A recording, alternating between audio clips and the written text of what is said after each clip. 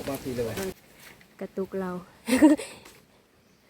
อันนี้คือสาเหตุที่เฮ็ดให้สาวนางเกิดมีความคิดเนาะพี่น้องถ้าหากว่ามือใดมือหนึ่งสาวนางประสบผลสำเร็จทางด้านเพศสาวนางจึงอยากนำเงินก้อนแรกที่สาวนางได้จากเพศเนาะทุกคนเอามาบูรณะน้ำสร้างเนื่องจากว่าน้ำสร้างอยู่นี่เป็นน้ำสร้างที่หลายๆคนกินเพราะว่าจะเป็นบ้านเราเซงไข่นาทานเนาะพี่น้องแถวภูโกะก็ลงมากินบางคนน้ำสร้างอยู่นี่มีมาตั้งแต่สมัยลุ้นต่อลุ้นเนาะทุกคนที่แรกมันจะเป็นน้ำสร้างบ่อดินล้วนๆแต่ว่าชาวบ้านก็พากันบูรณะเอาท่อมาใส่มามุงหลังคาเนาะพี่น้องเพื่อที่จะรักษาให้กินยืดยาวนานเสริงหลังคาหรือว่าบูรณะโบราณบันรักษาก็สร้างขึ้นมาตั้งแต่ปี 2017 เนาะทุกคนจนตอนนี้ปัจจุบันก็ปี 2026 แล้วนับเบิ่งก็ประมาณ10 ปีก็ถือว่าโดนพอสมควรเนาะทุกคนคลิปที่สาวนางแลนลงไปเมื่อกี้นี่ก็คือมีไม้ฮักอยู่ทางเทิงเด้อทุกคนเนื่องจากว่าเป็นไม้ดอกปลายสังกะสอกกะสีหยังกะสีล่วงหล่นตามเวลาเนาะทุกคนเวลามาตักน้ำกะสีได้แลนเข้าแลนออกเวลาลมแห้งเพราะว่ายานไม้หลุดทุกคนที่เขามาตักน้ำกินอยู่นี่ก็คือมีสติระวังตัวอยู่ตลอดนะทุกคนเวลาหินน้ำหรือว่าหายน้ำใส่กระตุก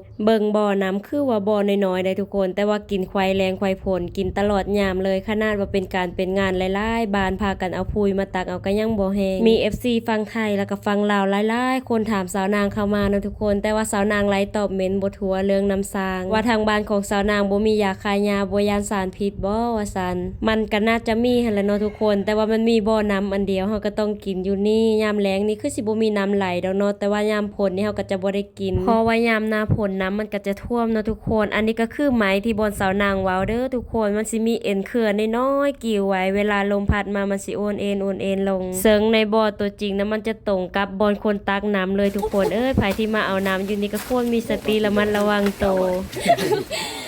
แล้วพี่น้องน้ำซางน้ำแร่ธรรมชาติบัดนี้เสานางสิมื้อเด้อพี่น้องเอาฟ้าเอาผางก็มีแต่ใบไม้ทั้งหมดไปมื้อบัดนี้